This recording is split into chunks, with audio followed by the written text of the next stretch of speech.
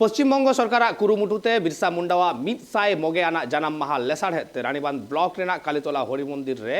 बार माहारी जय जोहार मेला एतहब आकाना नेलाबोन ओंडेनाग गे मिदटांग रेतेद तुमल राकाब आकादाय सिधु मांडी जोहार गे तीन सेटर हुई कना जहां बाकुड़ा जिला ना जहां जंगल महल ओना जंगल महल गे तीन नेलोक कना जहां आदिवासी को लाय लाक्चर एने सेरें जहां आ चाबा का ओनागे माननीय मुख्यमंत्री जहां गड़ा सफद तीन जहां नेलोक कना जंगल महल जहां जय जोहार मेला ओका लेका भाबते जंगल महल रे हुयुक कना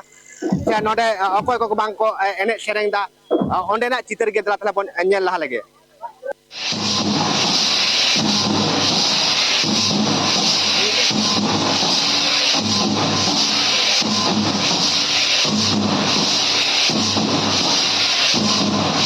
जय जोहार मेला मूलत पश्चिम बंग सरकार उद्योगते प्रति शर्मा के जय जोहार मेला हुआ निये शर्मा 2024 कटी लहाव कना कारण दो हुआ बिरसा मुंडावा 150तम जन्म शतवार्षिकी उद्यापन बाखराते माननीय मुख्यमंत्री ममता बंदोपाध्याय कয়েক मास लहा के आए बखान मार्च फेब्रुआरी मध्य हुई कथा अदो निये बाद जेहेतु बिरसा मुंडावा 150तम जन्म शतवार्षिकी प्रोग्राम कटी लहाव मूलत जय जोहार मेला उद्देश्य के गवर्नमेंट जे आदिवासी को संस्कृति एवं विभिन्न सामाजिक जे परिसेवा हेना अब आदिवासी को बखराते कोगे नोआ स्टल करे आधिकारिक को संग एफएम चापालना मिटांग बागी जायगा कना एवं एने सेरेंग माध्यम ते अब संस्कृति जियो जोआ तहनमा नवागे मूल उद्देश्य नवा मेला ना जय जोहार एकदम नई ममता बंदोपाध्याय नेतृत्व तेहिंग संस्कृति बांचाव बाखराते तेहिंग शिल्पी भाता खन टामक तुंद जतो किछु के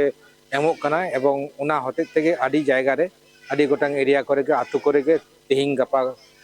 खन दो टामक तुंद नमते रवाज आरंभ कना बाखन टामक तुंद मा चाबा उतर कान थागे सरकार गड़ सपोते प्राय आतु आतु टामक तुंद हुई किना एवं मिटंग रवाज हिजुक कना जे अब संस्कृति अब जहाँ परम्परागत टामक तुंद रेगड़ा झई नवा को आते बन एने सेरेंगा इनके के बन करावा एवं सरकार मिटंग गड़ सपोर्ट भागे हिना शिल्पी भाता को मेना नवा जहाँ प्रोग्राम होई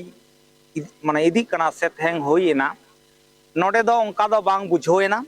और नवा दो इन व्यक्तिगत भावते मनेया जे नवा दो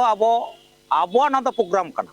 नोडे जहाँ को नेता का पोना ना विभिन्न माझी बाबा को मेना को तोलाट पारगाना को मेना को एन संगे समाज रेन जहाँ तीन आदिवासी हर मेना को झतो के नोडे को सेलेक्ट दाड़िया ना सरकार प्रोग्राम माने सरकार माने दो कोई